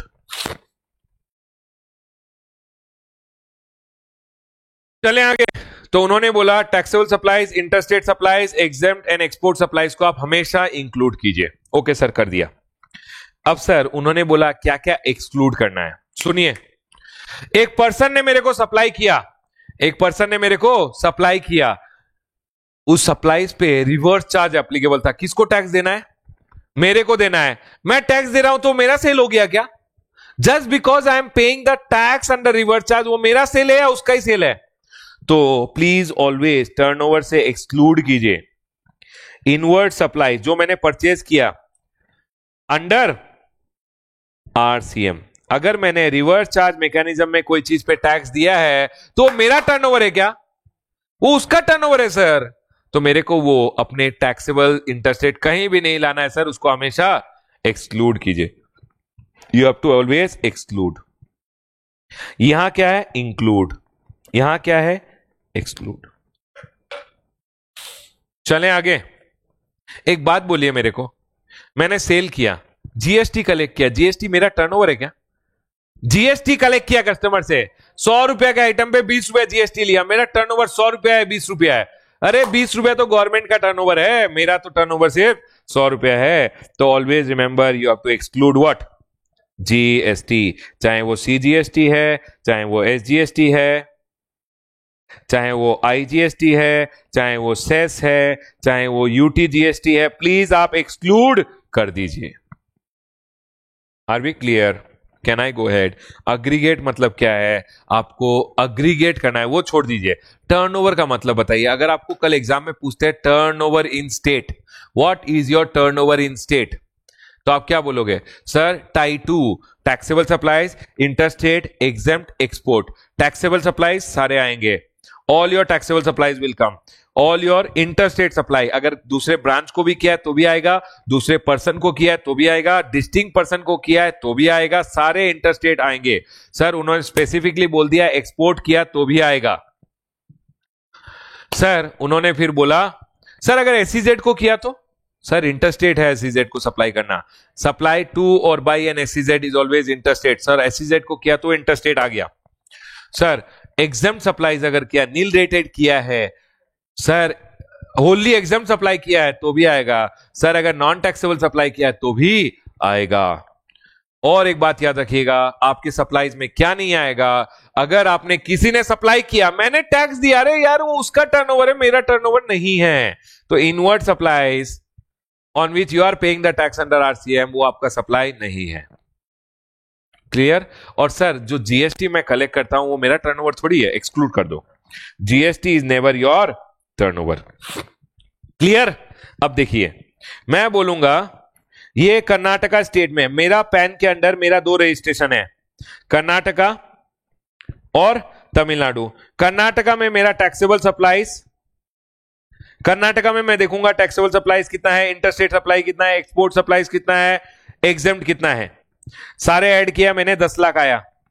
Tamil Nadu में मेरा taxable supplies, interstate supply, exempt supply, export supplies किया, सर जो एक्सक्लूड करना था वो एक्सक्लूड किया, आया 8 लाख। तो मेरा जो ये क्या होता है, ये टर्नओवर होता है, ये दोनों क्या है, turnover. Turnover in the state of Karnataka मतलब क्या होगा, अगर मैं आपको पूछूं अभी what do you mean by turnover in state, definition है, turnover in state means taxable supplies, interstate supplies, exempt, export, exclude, inward supplies under reverse charge, exclude GST, that is your turnover in the state. Sir what do you mean by aggregate turnover, sir under मेरे PAN दो firm था ना, 1 और 2, pan wise aggregate कर दीजिए, aggregate turnover हो गया, ये दोनों 10 और 18 मतलब ये turnover plus turnover, aggregate turnover हो गया, मेरा अग्रीगेट टर्नओवर 18 लाख हो गया अंडर माई पैन। अग्रीगेट मतलब सर सिंपल, अग्रीगेट मतलब पैन वाइज टोटल, आपको देखना है पैन वाइज कितना आपका टोटल है। टर्नओवर तो टर्नओवर है, टर्नओवर टर्नओवर टर्नओवर क्या होगा, अग्रीगेट टर्नओवर। एग्जाम में 4 पेपर को आप सिंगल मार्क्स होते हैं उनको अग्रीगेट करते हो, वो आप ही के मार्क्स है, तो मेरे जो फर्म्स हैं अंडर माई पैन नंबर उनको टोटल करना, उनके टर्नओवर को मेरे को क्या बोलेंगे, अग्रीगेट टर्नओवर। सर 1-2 क्वेश्चन करा दीजिए ना, मजा आ जाएगा। हाँ बाबा कर लेते हैं, बहुत मजा आएगा। चलिए मैं क्वेश्चन निकालता हूं, फिर 1-2 क्वेश्चन करेंगे, जल्दी सर जल्दी, हाँ बाबा जल्दी। चलिए ये क्वेश्चन देखिए, यहां पे ये क्वेश्चन दिख रहा है आपको, ऊपर दिख रहा है ना, फटाफट एग्रीगेट टर्नओवर निकालिए, तो फटाफट एवरीवन वाचिंग, जल्दी जल्दी जल्दी please do it, aggregate turnover has to be found out, quickly do it everyone।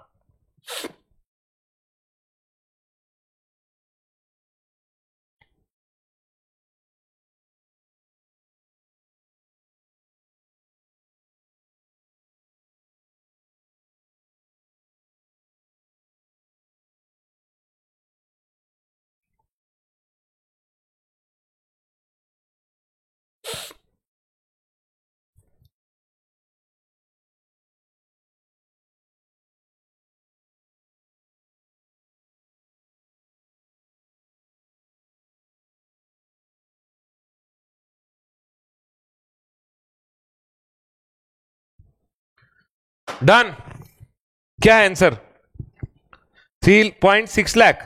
Sir sale of taxable goods by head office, okay पहले क्वेश्चन ऊपर से पढ़ेंगे नीचे से नहीं। Mister X a dealer is in Delhi, dealing in intrastate supply, has place of business in India, मतलब पूरे India में, furnish the following, sale of taxable goods by head office located in Chennai, Chennai का हेड ऑफिस ने sale किया taxable supplies.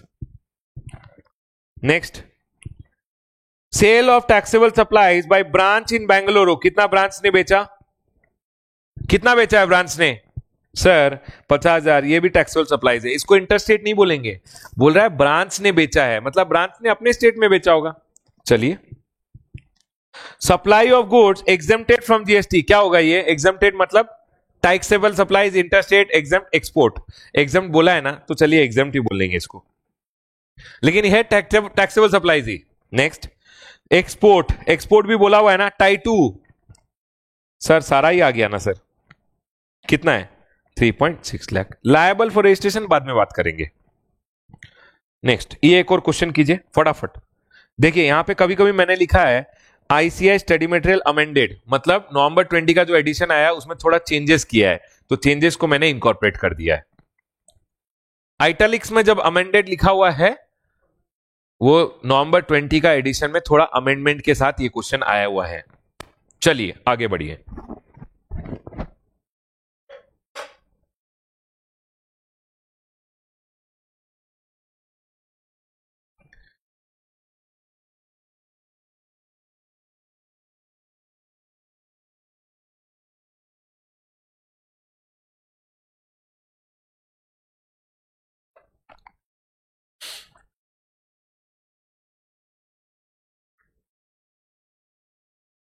आराम से question को पढ़िए और फिर कीजिए, टाइम पास बिल्कुल नहीं करना है। एग्जाम में 3 मार्क्स के लिए एग्रीगेट टर्नओवर कभी कभी पूछ लेते हैं, आजकल नहीं पूछते हैं क्योंकि आजकल जीएसटी मैच्योर हो गया, मैच्योर क्वेश्चन पूछने लग गए हैं, लेकिन आपको एग्रीगेट टर्नओवर आना पड़ेगा।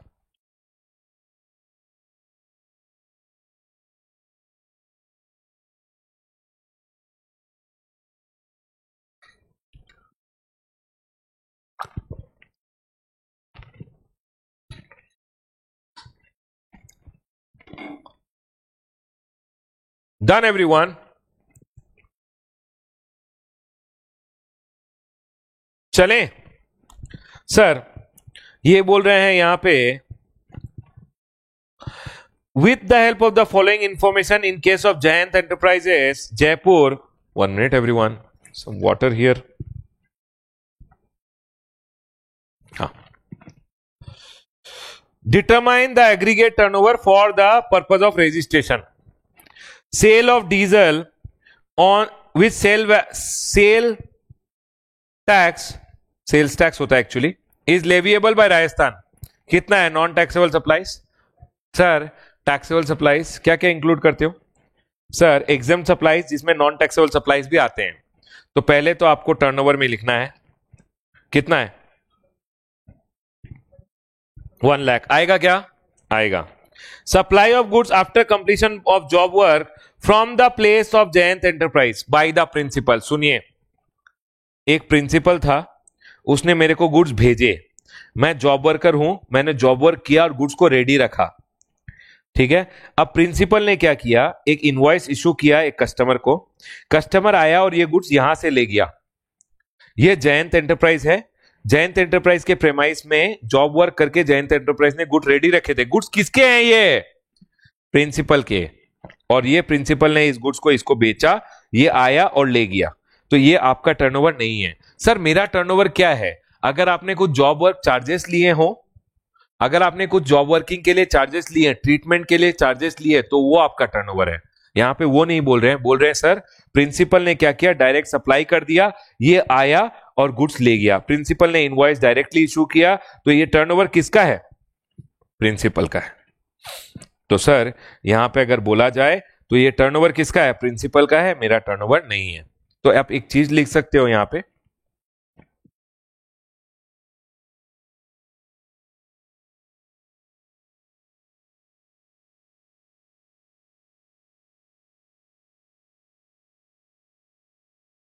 ऑलवेज एक्सक्लूड क्या, देखिए यहां पे लिखा हुआ ऑलरेडी,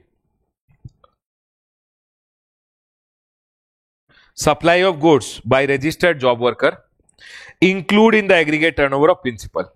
तो सर ऑलवेज रिमेंबर, जो भी जॉब वर्कर के प्रेमाइस से सप्लाई हुआ वो किसका टर्नओवर है? प्रिंसिपल का, जॉब वर्कर टर्नओवर नहीं है। यहां लिखा हुआ है already, supply of goods by registered job worker. Sir देखिए टर्नओवर में आप टैक्सेबल, इंटरस्टेट, एग्जेम्प्ट, एक्सपोर्ट, टाई टू इंक्लूड करोगे। क्या इंक्लूड करोगे? TIE square. एक्सक्लूड क्या करोगे? जो भी इनवर्ड सप्लाईज लिया है अंडर RCM और GST एक्सक्लूड करोगे। मैंने बोला है क्या ये already? Sir TIE, taxable supplies, interstate, export and exempt. Exclude क्या करोगे? इनवर्ड सप्लाईज अंडर RCM और GST। ये मैंने ऑलरेडी चार्ट में लिख दिया है। सर अग्रीगेट क्या करोगे? मेरा ऑल ओवर इंडिया का अंडर माई पैन जितने फर्म्स है उनका टर्नओवर मैं अग्रीगेट करूंगा। क्लियर?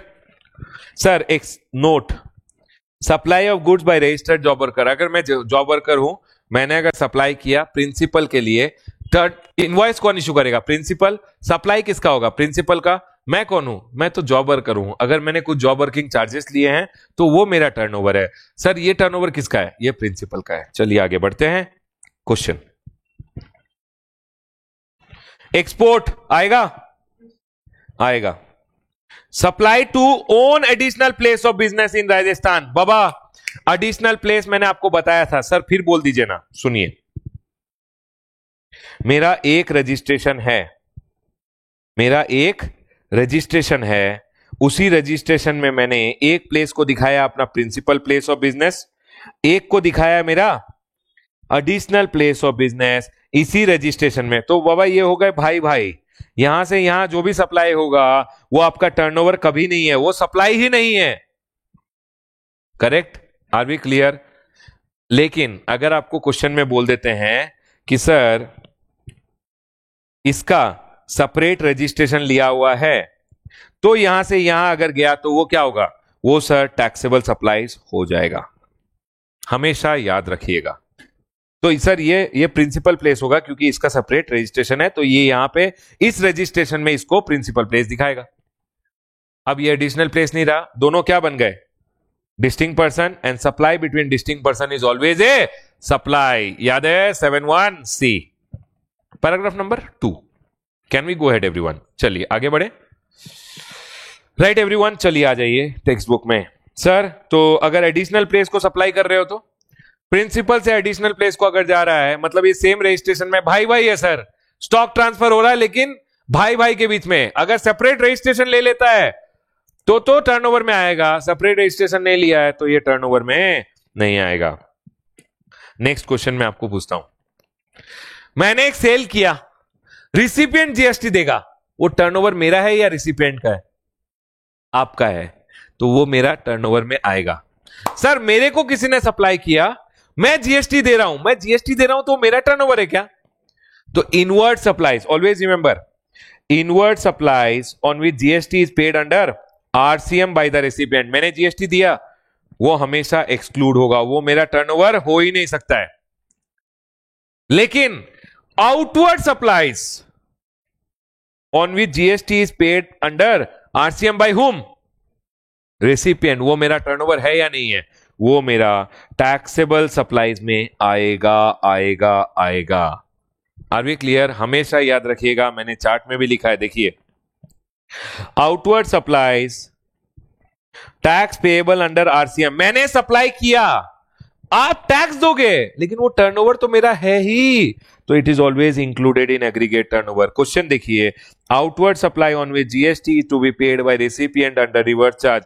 आउटवर्ड, आउटवर्ड मतलब मेरा टर्नओवर है सर 1 लाख आएगा, कितना हुआ? 1,5,1 7 लाख। आपने रॉन्ग किया होगा, कोई बात नहीं, घर पे रॉन्ग कीजिए, कोई प्रॉब्लम नहीं है, एग्जाम में रॉन्ग नहीं करना है। चलें आगे। अब मैंने आपको टर्नओवर का डेफिनेशन पढ़ाया, देखिए सर टर्नओवर मतलब क्या होता है, हमेशा याद रखिए, taxable supplies, interstate, exempt, export. Exclude क्या करना है? Inward supplies under RCM, exclude करना है जीएसटी। सर अगर मैं जॉब वर्कर हूं, प्रिंसिपल ने मेरे प्रेमाइस से कुछ सेल कर दिया, सर प्रिंसिपल का टर्नओवर।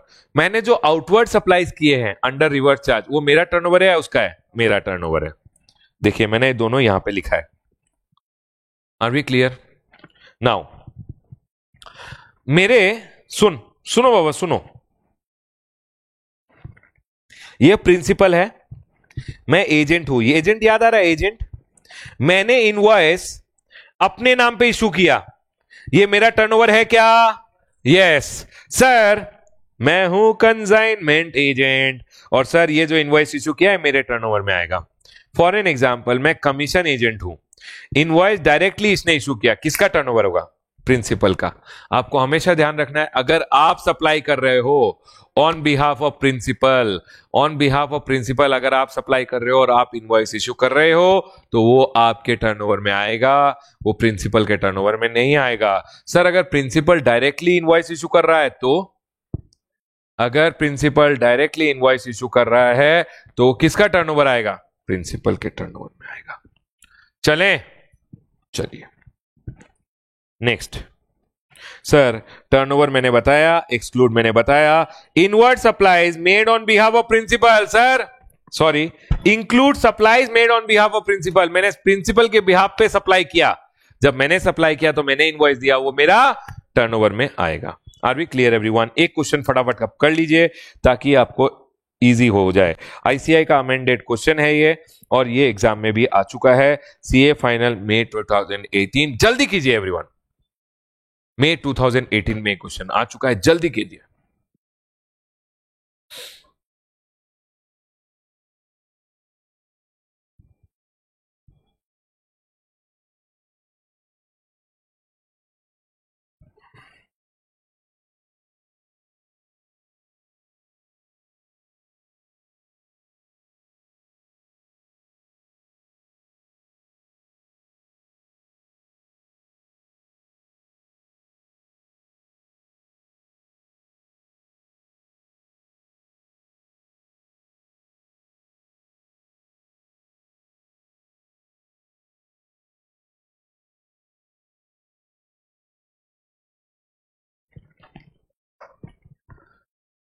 जल्दी जल्दी जल्दी एवरीवन।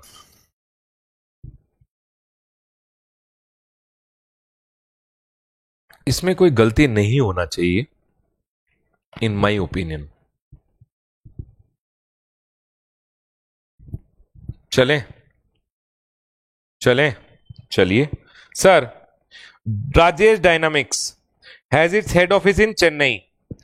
Carries on. मैं देख रहा हूं कैसे पढ़ रहा हूं, हर एक लाइन पढ़ रहा हूं, आपको ऐसे पढ़ना है, आधा क्वेश्चन इजीली आ जाएगा आंसर।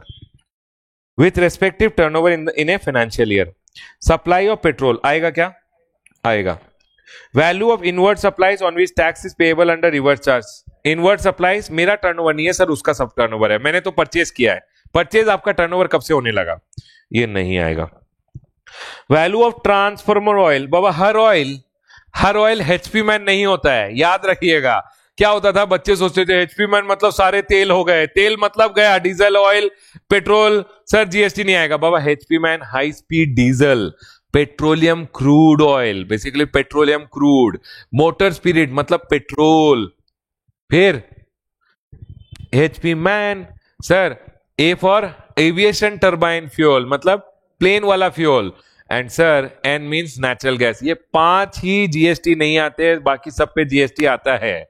नेक्स्ट, तो सर ट्रांसफॉर्मर ऑयल अगर आप बेच रहे हो तो ये टैक्सेबल सप्लाईज है, आएगा क्या? 2 लाख रुपए। Value of branch transfer from Chennai to Bangalore without payment of consideration. I don't care, Chennai से बैंगलोर जब आया वो interstate supply under the same PAN है, इंटरस्टेट सप्लाई है ना, सप्लाई है, हाँ सर 1.5 लाख आएगा। Value of taxable supplies made at Manipur branch, बाबा एग्रीगेट टर्नओवर में तो मणिपुर करो या चेन्नई करो दोनों आएगा, कितना? 11.5 लाख। आप मेरे को टर्नओवर बताइए सर। 13 लाख, 14, 15 प्लस 18 33 लाख। देखिए 33 होगा, टोटल कितना है? 33 लाख होगा। 33 ना, मैंने आपसे सिर्फ टर्नओवर पूछा था, टर्नओवर 33 लाख है। आपको एग्रीगेट टर्नओवर कैलकुलेट करना आ गया क्या बाबा? आ गया सर। आगे बढ़ते हैं, चार्ट में आ जाइए। मैंने आपको जो एग्रीगेट टर्नओवर लिख के दिया है वो फुल एंड फाइनल है यहाँ पे। अब आइए ऊपर। अब सर सुनिए, इन्होंने बोला सर सप्लायर लायबल होगा, कब लायबल होगा? जब उसका एग्रीगेट टर्नओवर 20 लाख से क्रॉस होगा। लेकिन सर अगर मैं टैक्सेबल सप्लाई कर रहा हूं, कहां से टैक्सेबल सप्लाई कर रहा हूं? कहां से? एम स्क्वायर एन टी, तो मेरा टर्नओवर लिमिट 10 हो जाएगा। Are we clear? तो मेरा लिमिट क्या हो जाएगा? 10 लाख। सर अब मैं आपसे 2-4 क्वेश्चन पूछ लेता हूं, आप मेरे को बताइए। सर स्टेट्स मैं कहां कहां हूं, मेरा टर्नओवर क्या क्या है? सर एग्रीगेट टर्नओवर क्या हुआ, मेरे को एप्लीकेबल एग्रीगेट टर्नओवर क्या है, और सर मेरे को रजिस्ट्रेशन कहां कहां लेना है, ये आपको बताना है। ठीक है सर, चलिए ना, हम लोग को सब आता है। ठीक है, मैं हूं in the state of Karnataka और मैं हूं in the state of Delhi. मेरा टर्नओवर है 10 लाख, मेरा टर्नओवर है 8 लाख। आप एग्रीगेट टर्नओवर बताइए। 18 लाख। सर मेरे को एप्लीकेबल क्या होगा? सर कर्नाटका और दिल्ली दोनों के लिए 20-20 लाख एप्लीकेबल है। अभी तक जो मैंने पढ़ा है वही समझिएगा बाबा, आप एक्स्ट्रा मत समझिए। सर कितना होगा? 20 लाख। मेरे को रजिस्ट्रेशन लेना है क्या? दोनों जगह नहीं लेना है। ठीक है।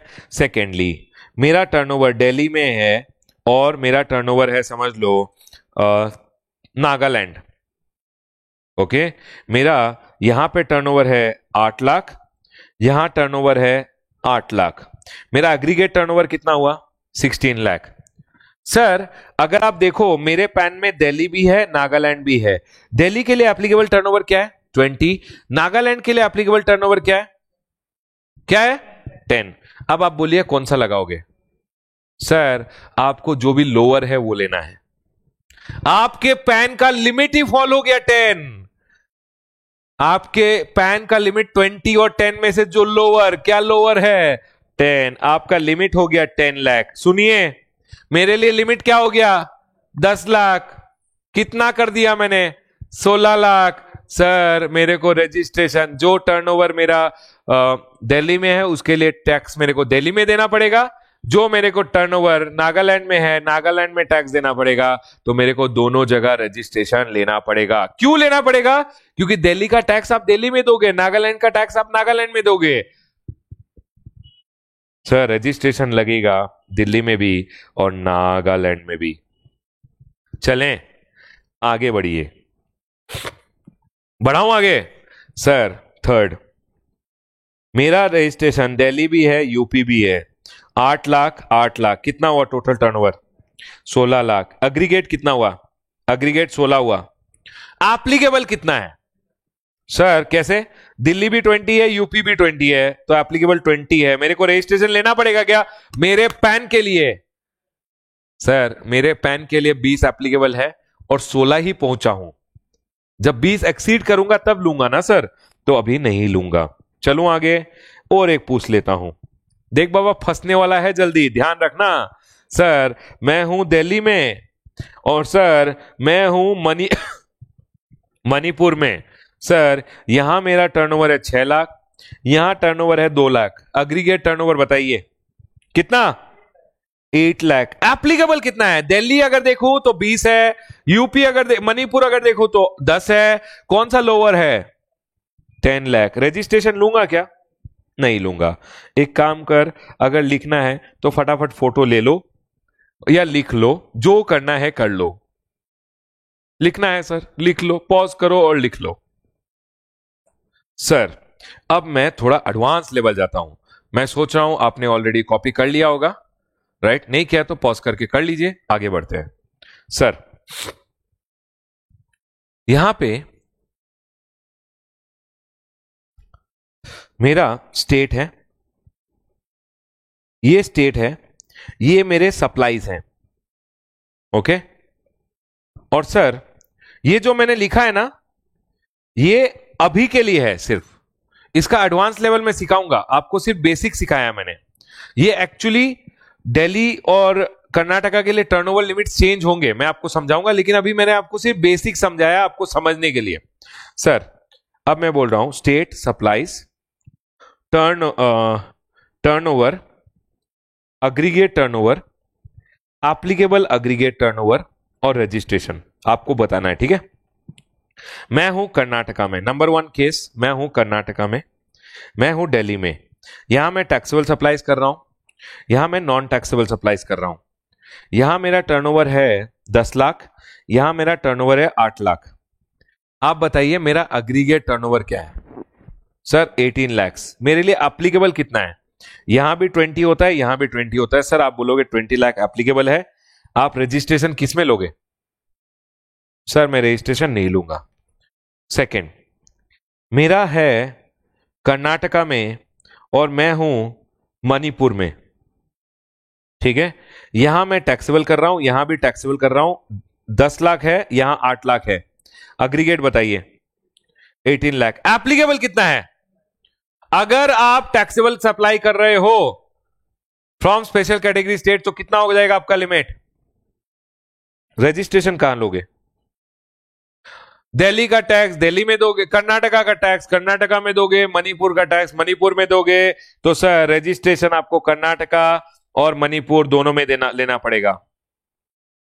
चलें आगे, कोई डाउट? चलिए थर्ड केस। सर मैं हूं कर्नाटका में, मैं हूं मणिपुर में। मैं कर रहा हूं टैक्सेबल सप्लाई, मैं कर रहा हूं नॉन टैक्सेबल सप्लाई। यहां टर्नओवर है 10 लाख, यहां टर्नओवर है 8 लाख, अग्रीगेट कितना हुआ 18। एप्लीकेबल कितना है सर, क्या एप्लीकेबल है? कर्नाटका के लिए 20 है सर, एंड मणिपुर के लिए 10 है।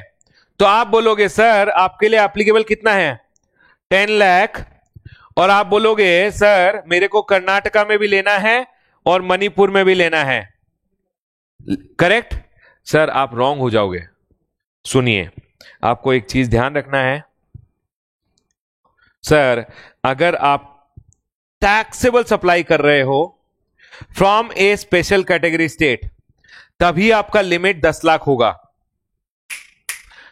देखिए यहां लिखा हुआ है मेरा, अगर आप टैक्सेबल सप्लाई कर रहे हो फ्रॉम स्पेशल कैटेगरी स्टेट तो आपका लिमिट कितना होगा 10 लाख। यहां आप नॉन टैक्सेबल सप्लाई कर रहे हो सर, अगर आप नॉन टैक्सेबल सप्लाई कर रहे हो तो आपका लिमिट 10 लाख कभी नहीं होगा। आपका लिमिट कितना रहेगा 20 लाख रुपए ही रहेगा। समझ रहे हो आप? मेरे पैन के लिए क्या लिमिट रहा 20 लाख ही रहा। और sir I will have to take registration only when I cross aggregate turnover of 20 lakh. मैंने 20 लाख क्रॉस नहीं किया है तो मैं कहीं भी रजिस्ट्रेशन नहीं लूंगा। चलिए मैं आपको और एक एग्जांपल देता हूं। आप हो कर्नाटका में, आप हो मणिपुर में, यहां आप टैक्सेबल सप्लाई कर रहे हो, यहां आप नॉन टैक्सेबल सप्लाई कर रहे हो। यहां आप 10 लाख की बात नहीं, यहां आप समझ लो 18 लाख की बात कर रहे हो, यहां 8 लाख। अग्रीगेट बताइए 26 लाख। सर क्या आप टैक्सेबल सप्लाई कर रहे हो फ्रॉम स्पेशल कैटेगरी स्टेट? अगर आप टैक्सेबल सप्लाई कर रहे हो फ्रॉम स्पेशल कैटेगरी स्टेट तो आपका लिमिट कितना हो जाएगा 10 लाख। लेकिन आप सर नॉन टैक्सेबल सप्लाई कर रहे हो from A special category state तो सर आपका लिमिट 20 लाख ही रहेगा। यस और नो? सर अगर 20 लाख ही रहेगा तो सर मेरे को रजिस्ट्रेशन कहां लेना है? सर आपको रजिस्ट्रेशन लेना है जहां से आप टैक्सेबल सप्लाई कर रहे हो। कहां से आप टैक्सेबल सप्लाई कर रहे हो? दिल्ली नहीं, कर्नाटका। तो सर आपको कर्नाटका से रजिस्ट्रेशन लेना पड़ेगा क्योंकि आपने 20 लाख क्रॉस कर दिया है एग्रीगेट टर्नओवर। समझ में आया नहीं आया? सर आप एग्रीगेट टर्नओवर देखोगे, आप कभी भी टर्नओवर नहीं देखोगे। सर जैसे ही मेरा 20 लाख का लिमिट क्रॉस हो गया मेरे को रजिस्ट्रेशन लेना पड़ेगा कर्नाटका में। सर मणिपुर में क्यों नहीं लूंगा? सर मणिपुर में कुछ देना ही नहीं है तो आपको रजिस्ट्रेशन नहीं लेना है। क्यों? देखिए यहां पे लिखा हुआ है supplier will be liable only from where he is making taxable supply.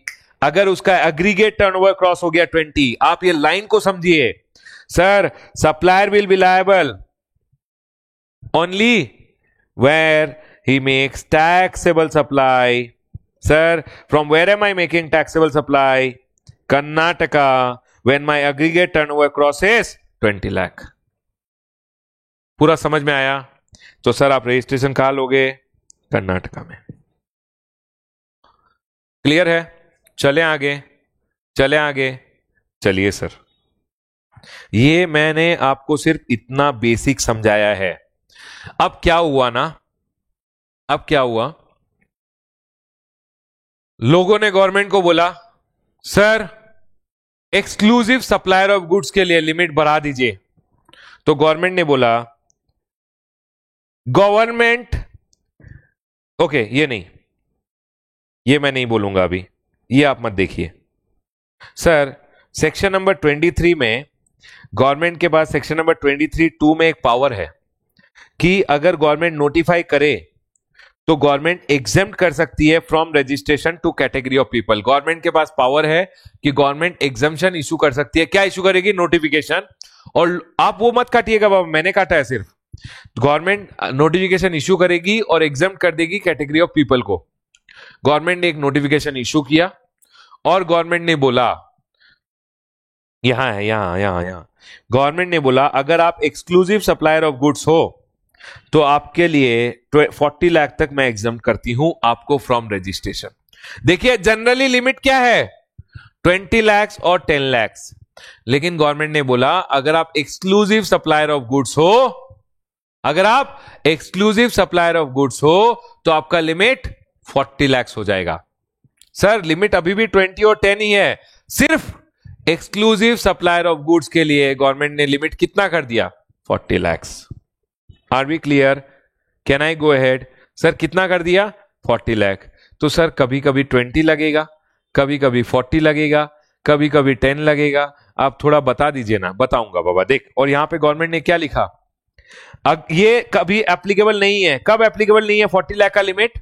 अगर आप हो इन द स्टेट ऑफ उत्तराखंड, मतलब आप इंट्रा स्टेट सप्लाई कर रहे हो उत्तराखंड में, मेघालय में, मिजोरम में, मणिपुर में, अरुणाचल में, नागालैंड में, सिक्किम में, त्रिपुरा, तेलंगाना और पुडुचेरी, तो आपको 40 लाख लिमिट नहीं मिलेगा। कितना मिलेगा, 20 लाख सप्लायर ऑफ गुड्स के लिए। सर ये तो मैं पागल हो जाऊंगा कि कहां मेरे को 40 मिलेगा, कहां मेरे को 20 मिलेगा, कहां मेरे को 10 मिलेगा। आप एक शॉर्टकट कुछ बता दो। तो चलिए एक शॉर्टकट समझ लेते हैं। देखिए मैं आपको बोलने वाला हूं रजिस्ट्रेशन का लिमिट। आपको याद रखना है रजिस्ट्रेशन लिमिट गवर्नमेंट ने बोला है, मैं डिवाइड कर रहा हूं m स्क्वायर एन टी। अगर आप हो m square N T, sir m square N T अगर आप हो मणिपुर में, मिजोरम में, नागालैंड में और अगर आप हो त्रिपुरा में, तो सर आप या तो सप्लायर ऑफ गुड्स हो सकते हो या आप सप्लायर ऑफ सर्विसेज हो सकते हो। अगर आप सप्लायर ऑफ गुड्स हो तो भी आपका लिमिट हमेशा 10 लाख रहेगा। अगर आप सप्लायर ऑफ सर्विसेज हो तो भी आपका लिमिट 10 लाख रहेगा। याद रखिएगा, मणिपुर, मेघालय, मिजोरम, नागालैंड में अगर आप हो तो सर आपके लिए मणिपुर, मिजोरम, नागालैंड और त्रिपुरा में अगर आप हो तो चाहे आप सप्लायर ऑफ गुड्स हो चाहे आप सप्लायर ऑफ सर्विसेज हो, आपके लिए लिमिट कितना होगा, 10 लाख। चले नेक्स्ट। सर मैं अगर हूं बाबा, तेलंगाना का एक 2020 का टीम नहीं है, पता है ना आपको, है क्या 2020 का? अगर हुआ एक दिन तो वो क्या नाम रखेंगे सर? वो रखेंगे प्यूमास ऑफ तेलंगाना। क्या रखेंगे sir? Pumas of Telangana. Spelling wrong है ना? स्पेलिंग बताइए तो तेलंगाना का TELANGANA, राइट? मेरा स्पेलिंग्स बहुत गलत होता है बाबा, please ignore spellings. Everyone here, P क्या होगा, पुडुचेरी। यू क्या होगा, उत्तराखंड। एम क्या होगा, मिजोरम, मणिपुर तो यहां चला गया, मेघालय। ए क्या होगा, अरुणाचल प्रदेश। एस क्या होगा, सिक्किम। सर इनके लिए क्या लिमिट है? इनके लिए अगर ये सप्लायर ऑफ गुड्स हैं तो लिमिट होगा 20 लाख। अगर ये 2020 बाबा क्या रहेगा, 2020 team pumas of Telangana, supplier of goods तो भी 20, सप्लायर ऑफ सर्विस अगर है तो भी 20 लाख। सर एक बात बताइए, अगर ये लोग गुड्स प्लस सर्विस दोनों सप्लाई कर रहे हैं तो भी 10। सर अगर ये लोग गुड्स प्लस सर्विस दोनों सप्लाई कर रहे हैं तो भी 20। क्लियर? अब मैं बोलता हूं एक और टीम। सर अगर आप हो oak of Himachal Pradesh. Sir Himachal Pradesh, बाबा आप हिमाचल प्रदेश में देखिए वो ओक ट्रीज बहुत लगते हैं। ओक ऑफ हिमाचल प्रदेश अगर आप हो इन स्टेट्स में, किन स्टेट्स में sir? Oak of Himachal Pradesh. Sir oak of Himachal Pradesh मतलब, ओ मतलब अदर स्टेट्स, कोई भी अदर स्टेट में। Sir A for Assam, J for Jammu and Kashmir. अब Jammu and Kashmir will include Ladakh also. Ladakh अलग हो गया है लेकिन जम्मू एंड कश्मीर अब लद्दाख भी हो चुका है, तो लद्दाख के लिए भी ये लिमिट एप्लीकेबल होगा। चलें आगे। देखिए जहां भी जम्मू एंड कश्मीर है, अब आप सोच लीजिए it is Jammu and Kashmir state and union territory of Ladakh. तो सर यहां पे अगर आप सप्लायर ऑफ गुड्स हो एक्सक्लूसिव सप्लायर ऑफ गुड्स, तो सर आपके लिए लिमिट 40 लाख हो चुका है। लेकिन सर अगर मैं सप्लायर ऑफ सर्विस हूं या गुड्स प्लस सर्विसेज दोनों सप्लाई कर रहा हूं, तो गवर्नमेंट ने बोला आपका लिमिट 20 लाख ही रहेगा। I hope people are clear. सुन लीजिए मेरा बात, मैंने आपको लिमिट बता दिया है। अगर आप ये स्टेट्स में हो, सर अगर मैं एम स्क्वायर एनटी में हूं, मेघालय नहीं, मिजोरम, मणिपुर, नागालैंड, त्रिपुरा, मेरा लिमिट क्या होगा? Supplier of goods 10 lakh, supplier of service 10 lakh. Sir अगर मैं प्यूमाज ऑफ तेलंगाना में हूं, पुडुचेरी, उत्तराखंड, मेघालय, अरुणाचल, सिक्किम एंड तेलंगाना, क्या होगा limit? Supplier of goods 20, supplier of service भी 20, गुड्स प्लस सर्विस दोनों है तो 20। सर अगर मैं हूं oak of Himachal Pradesh, other states, Assam, then Jammu and Kashmir and Himachal Pradesh, तो सर मेरा लिमिट, अगर मैं सप्लायर ऑफ गुड्स हूं तो 40 मिलेगा सर, अगर मैं सप्लायर ऑफ सर्विस हूं तो 20 लाख मिलेगा सर। याद रखिएगा ये लिमिट बाबा। This is the final conclusion, you always have to remember. सुनिए सर, सुन लीजिए बाबा, सुन लीजिए। ये रजिस्ट्रेशन लिमिट मैंने यहां लिखा है, क्यों कॉपी करने जाओगे sir? M square NT, pumas of Telangana, यहां 10-10 है, यहां 20-20 है। लेकिन अगर ओक ऑफ हिमाचल प्रदेश में आप हो, सप्लायर ऑफ गुड्स 40 होगा, गुड्स प्लस सर्विसेज के लिए 20 लाख होगा। मैंने यही डाल दिया, आपको क्यों लिखना है। अब सुनिए, ये लोगों ने बोला, इन्होंने और एक लाइन बोला यहां पे, इन्होंने बोला ये जो 40 लाख का लिमिट है ये आपको नहीं मिलेगा। सर 40 लाख का लिमिट कर दिया, ये 40 लाख का लिमिट आपको नहीं मिलेगा अगर आप कंपल्सरी रजिस्ट्रेशन आपको लेना पड़ रहा है। अगर आप फॉल हो रहे हो सेक्शन नंबर 24 में, तो क्या 40, क्या 20, क्या 10, 1 रुपए में ही रजिस्ट्रेशन लेना पड़ेगा। तो सर दिस 40 के ऊपर स्टार उन्होंने डाला, और अगर आपको कंपल्सरी रजिस्ट्रेशन लेना है तो सर 40 लाख लिमिट एप्लीकेबल नहीं होगा। क्या बात कर रहे हो सर? अगर कंपल्सरी रजिस्ट्रेशन लेना है तो क्या 40 लाख, क्या 20 लाख, क्या 10 लाख, आपको तो 1 रुपए में भी लेना पड़ेगा। सर एक एग्जांपल दे दीजिए ना। याद है वो ओआईडीआर आउटसाइड इंडिया से सर्विस दे रहा था, उसको कंपल्सरीली लेना पड़ता है, तो सर उसको क्या 40 लाख का लिमिट मिलेगा? 1 रुपए में भी लेना पड़ेगा। अगर वो अनरजिस्टर्ड पर्सन को दे रहा है इंडिया में, तो सर उसको कंपल्सरीली रजिस्ट्रेशन लेना पड़ेगा। चलें आगे, नेक्स्ट। सर अगर आप सप्लाई कर रहे हो, सुनिए, अगर आप सप्लाई कर रहे हो पान मसाला, ए काट दीजिए। ए क्यों काट रहा है सर? बाद में बताऊंगा, समझोगे आराम से। आई टी, PIT, PAIT होना चाहिए था, PIT बोला है मैंने। पान मसाला, आइसक्रीम एंड टोबैको, तो गवर्नमेंट ने बोला हम इंटरेस्टेड नहीं है आपको 40 लाख का लिमिट देने में, आप प्लीज लीजिए 20 लाख का लिमिट।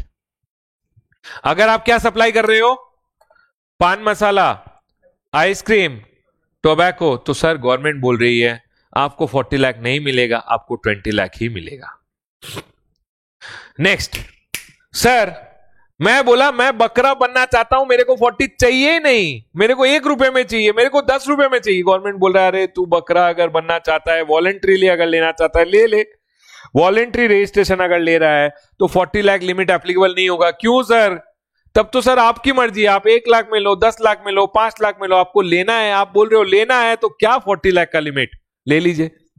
सुनिए, गवर्नमेंट ने लिमिट 40 कर दिया, मेरा टर्नओवर सिर्फ 20 है। मैं बोल रहा हूं गवर्नमेंट नेक्स्ट ईयर तो मेरा टर्नओवर 40 होने वाला ही है, तो मैं रजिस्ट्रेशन कंटिन्यू करना चाहता हूं। कीजिए बाबा, अगर मेरा टर्नओवर 20 है और मैं कंटिन्यू करना चाहता हूं, कोई इश्यू है क्या? तो बाबा अगर रजिस्ट्रेशन कंटिन्यू करना है, वॉलंटरीली आपको कंटिन्यू करना है, आप कंटिन्यू कीजिए, तब आपके लिए 40 लाख का लिमिट एप्लीकेबल नहीं है। Are we clear? अब ये मेरा फाइनल कंक्लूजन है जो मैंने आपको दे दिया है। सुनिए मेरा बात, मैं बोल रहा हूं सर अगर मैं हूं M square NT, Manipur, Mizoram, Nagaland, Tripura, आप लिमिट बताइए 10-10। सर अगर मैं हूं प्यूमास ऑफ तेलंगाना, तो सर 20-20, उनका अगर टीम हुआ तो क्या नाम होगा? 2020 का टीम का प्यूमास ऑफ तेलंगाना।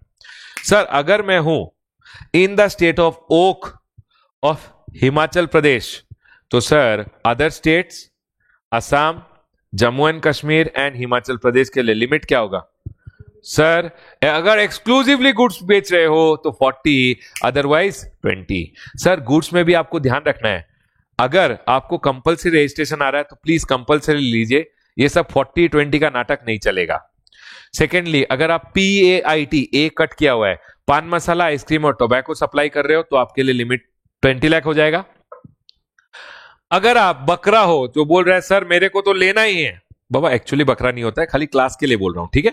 हाँ सर मेरे को लेना ही है, अरे बाबा ले लीजिए, कोई इशू नहीं है, लीजिए लीजिए रजिस्ट्रेशन लीजिए, 10 में लेना है 10 रुपए में ले लीजिए, आपकी मर्जी है। सर मेरे को रजिस्ट्रेशन कंटिन्यू करना है, गवर्नमेंट ने लिमिट 40 किया, मेरे को नहीं चाहिए, अरे नहीं चाहिए तो कंटिन्यू करो बाबा, चले, we are done with the registration limit. तो सर एक बात बताइए, यहां जो मैंने समझाया ना, ये मैंने आपको सिर्फ बेसिक समझाया था टू एक्सप्लेन कैसे एप्लीकेबिलिटी होता है।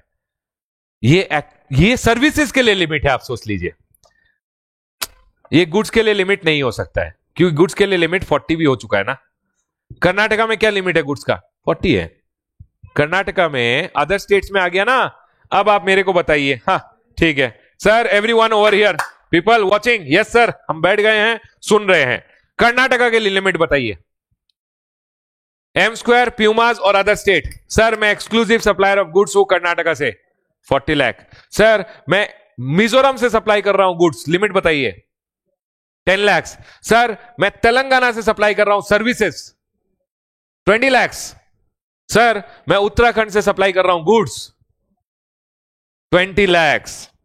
प्यूमाज, सर मैं बेच रहा हूं tobacco from Assam, sir Assam के लिए गुड्स के लिए लिमिट 40 है, लेकिन अगर आप पान मसाला, आइसक्रीम और टोबैको बेचोगे तो गए बाबा 20। सर मैं असम से सर्विसेज दे रहा हूं, सर सप्लायर ऑफ गुड्स के लिए 40 है, सर्विसेज के लिए तो 20 है। Are we clear? सर मैं सप्लाई कर रहा हूं नागालैंड से goods, goods exclusively good Nagaland, sir M square NT 10 है सर, 10 लाख। नागालैंड 10 लाख। चलें आगे, can we go head everyone? Sir मैं हूं अरुणाचल से, मैं गुड्स सप्लाई कर रहा हूं, अरुणाचल गुड्स 20 लाख। बुक में मत देखिए। सर मैं अरुणाचल से सर्विसेज सप्लाई कर रहा हूं, 20 लाख। सर मैं हैदराबाद में गुड्स बेच रहा हूं, सिर्फ गुड्स, सर 40 लाख। सर मैं हैदराबाद से गुड्स बेच रहा हूं लेकिन मेरे को कंपलसरी रजिस्ट्रेशन एप्लीकेबल है, सर टर्नओवर लिमिट कुछ एप्लीकेबल नहीं है, कंपलसरी ले जाइए रजिस्ट्रेशन ले लीजिए। Are we clear everyone? चले आगे। Here I will stop my discussion on the registration limit. सुनिए, यहां तक आपको समझ में आ गया रजिस्ट्रेशन लिमिट, ये मैंने आपको समझा दिया, करेक्ट। ये गवर्नमेंट ने एक एग्जम्पशन इशू किया, गवर्नमेंट ने एक एग्जम्पशन इशू किया और एक्सक्लूसिव सप्लायर ऑफ गुड्स को एग्जम्प्ट कर दिया। तो सर देखिए, एज पर सेक्शन नंबर 22 अगर आप देखोगे तो सर रजिस्ट्रेशन लिमिट क्या है? सर रजिस्ट्रेशन लिमिट 20 लाख है और सर एम स्क्वायर NT के लिए 10 लाख है। अगर आप एम स्क्वायर NT से टैक्सेबल सप्लाई कर रहे हो तो 10 लाख है, करेक्ट। लेकिन गवर्नमेंट ने सेक्शन नंबर 22 के साथ गवर्नमेंट ने क्या किया, नोटिफिकेशन इशू किया under section number 23 subsection 2, correct. और गवर्नमेंट ने बोला एक्सक्लूसिव सप्लायर ऑफ गुड्स के लिए लिमिट 40 लाख हो जाएगा और कुछ कंडीशन दे दिए। तो सर अगर आप section number 22(1) red with section number 22 subsection 23 subsection 2 पढ़ोगे तो मैंने आपको रजिस्ट्रेशन लिमिट बताया एम स्क्वायर NT के लिए, मैंने आपको रजिस्ट्रेशन लिमिट बताया प्यूमाज ऑफ तेलंगाना के लिए, मैंने आपको रजिस्ट्रेशन लिमिट बताया ओक ऑफ हिमाचल प्रदेश के लिए। यहां गुड्स और सर्विस के लिए 10 है, अगर आप गुड्स प्लस सर्विस दोनों कर रहे हो तो भी 10 है। सर प्यूमाज ऑफ तेलंगाना के लिए 20 और 20 बताया मैंने आपको, चाहे आप गुड्स कर रहे हो, गुड्स प्लस सर्विस कर रहे हो या सर्विसेज कर रहे हो। Sir oak of Himachal Pradesh के लिए मैंने आपको बोला 40 लाख, सर्विसेज के लिए 20, सर गुड्स प्लस सर्विसेज के लिए तो भी 20, एक्सक्लूसिव सप्लायर ऑफ गुड्स के लिए हमेशा 40। लेकिन सर अगर आपको कंपलसरी रजिस्ट्रेशन लेना पड़े या वॉलेंटरी रजिस्ट्रेशन ले रहे हो या सर आप PIT सप्लाई कर रहे हो, PIT कर रहे हो तो 20 हो जाएगा सर। और यहां पे तो कोई लिमिट एप्लीकेबल ही नहीं है, आपको आप कंपलसरी लेना है लीजिए, वॉलेंट्री में जब लेना है ले लीजिए, याद रहेगा। तो sir this was section number 22 subsection 1 red with section number 22 subsection 2। जिसमें गवर्नमेंट ने एक नोटिफिकेशन इशू करके एक्सक्लूसिव सप्लायर ऑफ गुड्स के लिए लिमिट कितना कर दिया है? 40 लाख। लेकिन ये गवर्नमेंट ने पावर कहां से यूज किया? सेक्शन नंबर 22 सबसेक्शन 2 में एक एग्जम्पशन नोटिफिकेशन देके। अब पता है, अब गवर्नमेंट ने काउंसिल को ही पावर दे दिया है कि काउंसिल अगर चाहे तो कोई स्टेट का टर्नओवर लिमिट 40 तक बढ़ा सकती है। लेकिन ये अब दिया है, इसके पहले ही गवर्नमेंट ने एक नोटिफिकेशन इशू करके एग्जम्पशन दे दिया है। लेकिन अब काउंसिल के पास भी पावर आ गया है। सर कहां है ये देखिए, ये एक नया प्रोविजन इंसर्ट हुआ, अभी नहीं, लास्ट टाइम ही हो चुका है। गवर्नमेंट में on the request of state plus recommendation of council enhance limit from 20 to 40 in case of exclusive supplier of goods. लेकिन सर ऑलरेडी कर दिया है ना एनहांस, मैंने आपको बता दिया किसके लिए किया, ओक ऑफ हिमाचल प्रदेश के लिए। Are we clear? But subject to some restriction. चले आगे, चलें। सर बहुत फ्राई हो गया दिमाग, एक बार थोड़ा स्टॉप कीजिए, ब्रेक दीजिए, ब्रेक के बाद कंटिन्यू करेंगे। Bye guys.